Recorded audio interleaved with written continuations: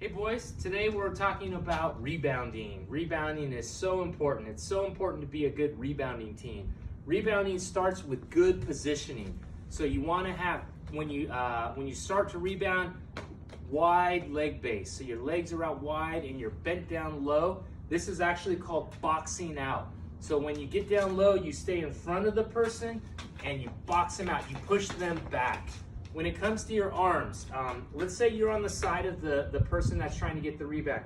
You cannot hold them with your arms. The referees will call a foul on them, or on you. You have to, if you're in front of them, Parker, let's turn sideways. If you're in front of them, you can kind of use these arms to feel where they're at, but you can never grab them like that. They will call fouls on that. Once you have that person boxed out, then you got to jump for the rebound. So you jump. The key part is to jump with your hands up and to catch the ball as high as you can. I see a lot of us rebounding and we jump real high and we catch the ball here. That doesn't do any good because we're losing all that space. And so I have a drill that I've been working with Parker on to help with rebounding. So Parker's gonna start boxing me out. So we're gonna box out, and then when I say go, so he's boxing me out. I'm gonna say, when I say go, he's gonna jump up and he's gonna catch the ball and pull it away from my hands. Okay? Ready. So box out, Parker. Good. Ready, set, go. Good. And so we're gonna do that about 25 times of just having Parker box out, box out. Ready, set, go. And what that does is that helps a couple things. It gives him practice on boxing out, but more importantly, it works on having somebody grab the ball at the top of their jump instead of catching it down here. So boys, get a parent, get a sibling, get a friend, and have them hold the ball behind you, box them out, and jump up and grab it.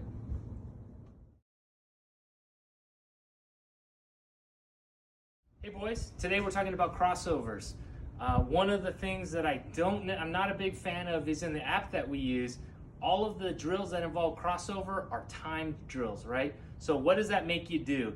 I see Parker a lot. He's trying to get a good time. So crossovers look like this. Because you don't want to do crossovers because that takes too long. So all your crossovers in the app are like this. In reality, in a game situation, you rarely do a crossover like that, right? Crossovers should be long, wide, low, side to side. And that app doesn't really allow for that. So when you're working on crossovers, I think the coaches would prefer you do your crossovers outside of the app. One of the things I like to do is I got a little rubber target here. The first progression in good crossovers is just getting the habit of getting the ball to bounce in the same spot every time. Just getting that good rhythm down and making sure the ball lands in the same spot every time. After you do this, the next progression is going to be starting to get it wider and lower, side to side more. So come on over here. I got a quick setup and it's super easy. This is just something I had laying around. It's a ladder. I got a broom and a hoe, and the poles are sticking out. So what I do here is I do crossovers, and it forces me to get the ball underneath the broom and the hoe here. And so it forces these long, more pronounced crossovers, right? Versus what a lot of us see is this, right? With these two things out here, you can't do these dribbles. It forces you to get long and wide, and you can kind of arrange it.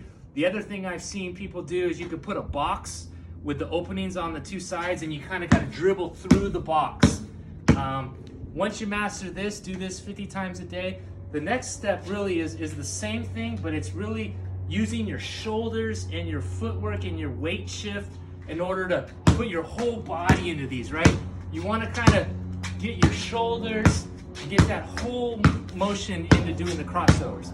Here, right? So again, progression. Work on the same bounce.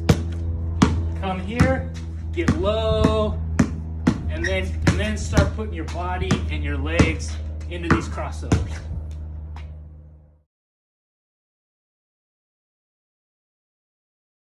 Hey boys, today we're going to work on a 2-ball dribble cross. It's a pretty simple thing to do once you get the hang of it.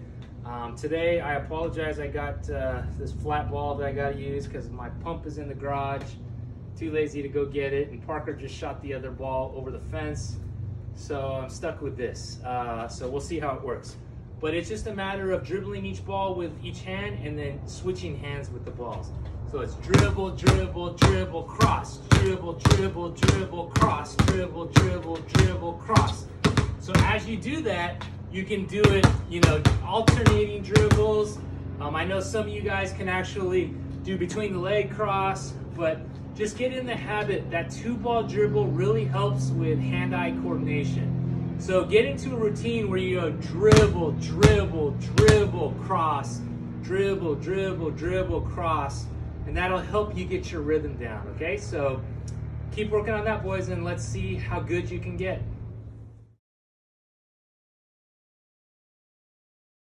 Hey, boys, the next drill we're gonna work on is a pump fake, okay? Pump fakes are so important to get people off balance and to get you into a better shooting position. So what I want you guys to work on is a pump fake. The key part to a pump fake is it's got to look like a regular shot, okay? When you pump fake, you can't travel, so you can't jump and come back down because that'll be traveling. You have to keep at least 1 foot on the ground. So a good pump fake looks like a regular shot. You go through the motions, and then you usually attack off of that pump fake, okay? So what we're gonna do is we're gonna step back. What I want you to do is you can get a pass just to work on the whole thing. So we'll get the pass, jump stop, pump fake, and attack, okay? So when you do that again, and we're not worried so much about the footwork.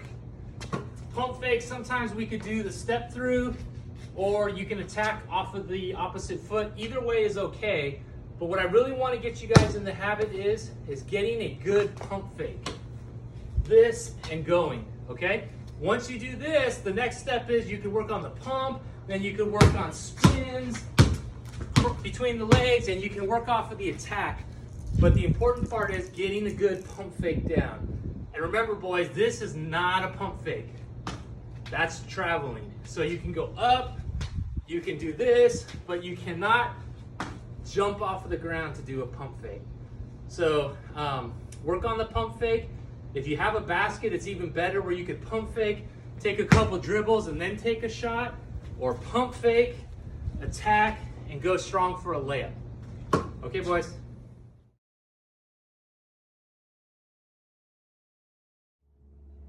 Okay, we're gonna work on between the legs. Between the legs is a hard one because our boys don't have a lot of space to get that ball in between, but it can still be done. So there's two behind the dribbles, or there's two between the leg dribbles that you use. One is more of a front to back motion, which is this, and that's really for maybe like when you're attacking and you need to retreat. So you can, it's an easy way to back up. What I want the boys to focus on is the attack between the legs, which is really a side to side between the legs. So it's more here as opposed to here, okay? So we're gonna focus on the side to side attack dribble between the legs. The way I like to do it is just get the boys, get a spot on the ground and get them dribbling through. So they don't have to start with a dribble, just get them throwing it through, throwing it through, throwing it through.